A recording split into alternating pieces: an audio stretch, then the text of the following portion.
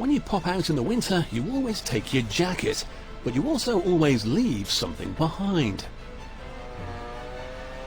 It's a simple device, but a lot of work goes into the ordinary wooden coat hanger.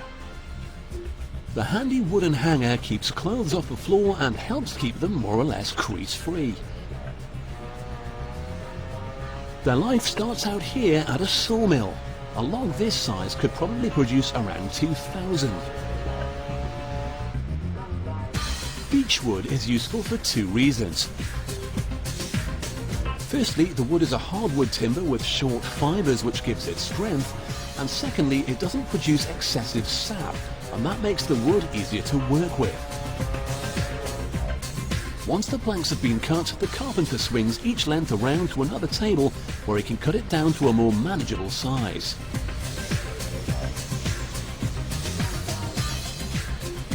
For a good hanger, the bark definitely has to go.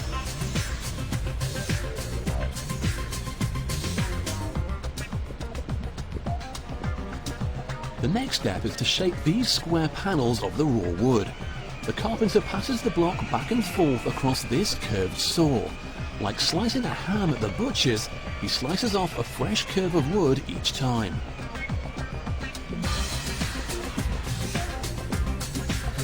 But this is only the beginning. Next, the banana-shaped wood slices are fed into this machine. Here, they will be given some of the more familiar features of the coat hanger. First, some of the rough edges are removed.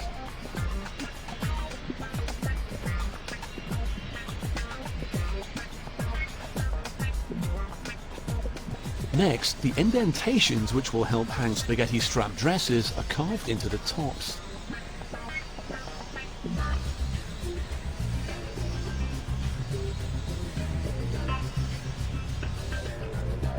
Now, you may have noticed that these hangers are looking a little on the large side. Well, you'd be right.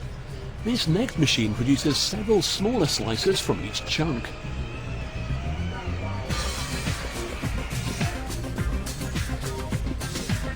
A quick shake to remove the sawdust, and one thick hanger has now become 5 normal-sized ones. These are then stacked up in this special formation. The freshly cut wood needs to dry, but not too quickly or it would warp.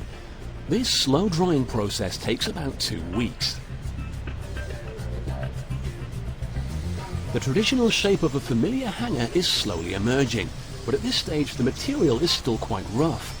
This machine sands them down. As each new one is passed along the sanders, it knocks the finished one in front into the waiting bin below.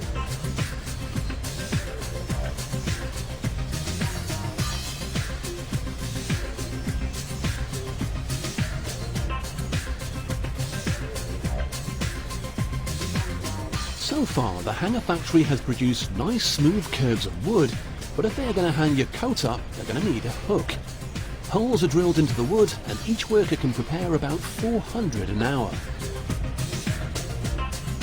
With the holes complete, they're ready to be hooked up, but not yet. First, this carpenter is adding them to one of these frames. They need to sit securely, so he hammers them into place. Their destination? A varnish bath. The hangers will be handled on a daily basis in whichever cupboard becomes their new home. The varnish coat will make them more robust.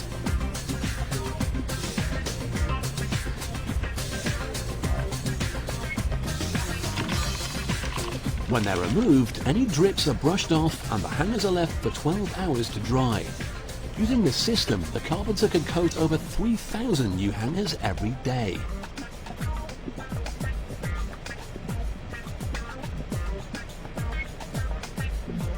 So, are they ready for their new hoop now? Well, actually, no. First, a support bar must be added.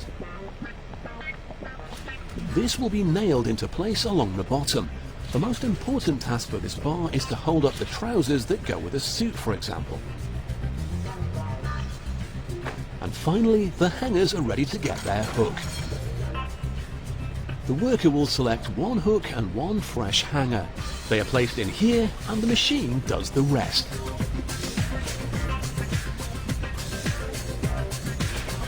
So from a single beech log, this production plant can turn all that wood into over 2,000 handy hangers to store your clothes.